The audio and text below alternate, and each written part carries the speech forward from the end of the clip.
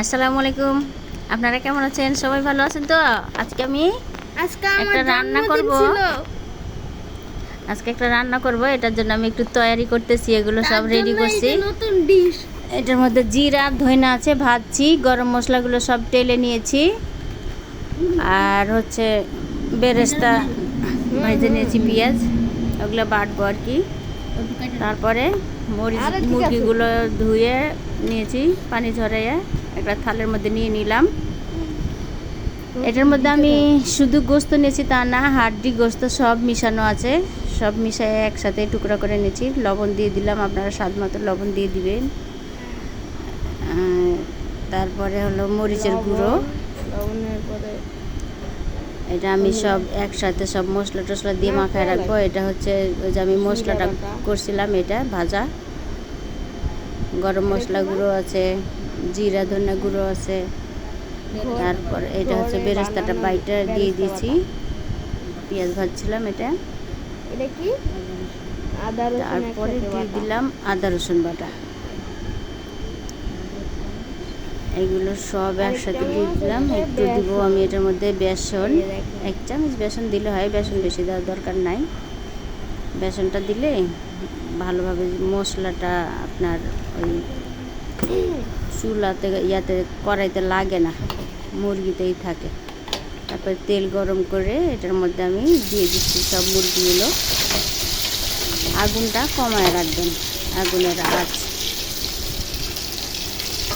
আমি সবগুলো মুরগিটার মধ্যে দিয়ে দিলাম, দিয়ে নাড়াচাড়া দিয়ে ভালোভাবে একদম সমান করে চেপে চুপে একদম যেন সব চারিদিক যেন একরকম হয় দিয়ে তারপর আমি ঢাকনা দিয়ে রেখে দিব। একদম জাল কমায় দিছি, জাল কিন্তু বাড়াই দিলে পুড়ে যাবে, জিনিসটা সিদ্ধ হবে না।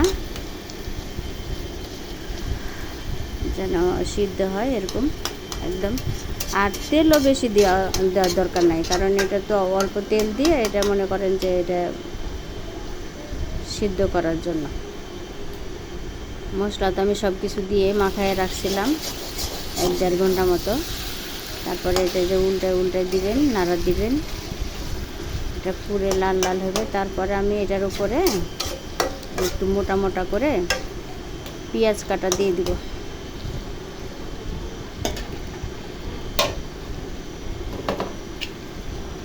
মুরগিটা ভালোভাবে একটু সিদ্ধ হলে পেঁয়াজগুলো দিলে ভালো হয় আর কি, যেন পেঁয়াজগুলো না পুড়ে যায়, একটু যেন আস্তে আস্তে থাকে, সিদ্ধ হয় যেন ভালো লাগে। একদম মোটা কাটা করে দিয়েছি। তারপরে ঢাকনাটা দিয়ে রেখে দিলাম, কিছুক্ষণ পরে আবার নাড়া দিব। আমার এগুলো কিন্তু হয়ে আসছে, মুরগিটা একদম পুরা হয়ে গেছে, একদম কাবাবের মতো। আপনারা একটু বানায় খেয়ে দেখেন, কিন্তু ঝামেলা বেশি না কিন্তু। তারপরে এটা আমরা নান রুটি দেখাবো। আমার চিকেন হয়ে গেছে, আমি নান বাসায় বানাই। এটা আপনারাকে আমি দেখাইছি নান বানানি। একটু চিনি, লবণ, তেল আর ইস্ট একসাথে দিয়ে আটা দিয়ে দিয়েছি। আটা দিয়ে আমি বানাইছি, ময়দা দিয়েও বানানো যায়, আটা দিয়েও বানানো যায়। পরে এটা মাখায় রাখছিলাম 1-1.5 ঘন্টা মতো। পরে এই যে লম্বা শেপ করে বানাইছি, আপনারা চাইলে গোল করে বানাইতে পারেন। সব নান আমার ফুলে টুসটুসে হয়ে যাচ্ছে, কিন্তু এটা হচ্ছে নান না, নান খোলাসা রুটি না,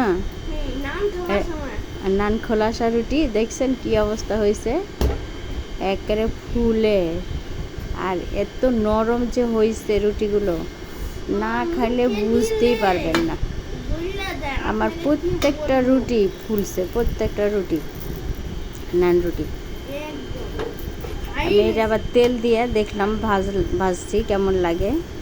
আমি তেল ব্রাশ করে খাওয়া যায়, তেল বা ঘি ভাজা হলে ওপরে ব্রাশ করে রেখে দিলে।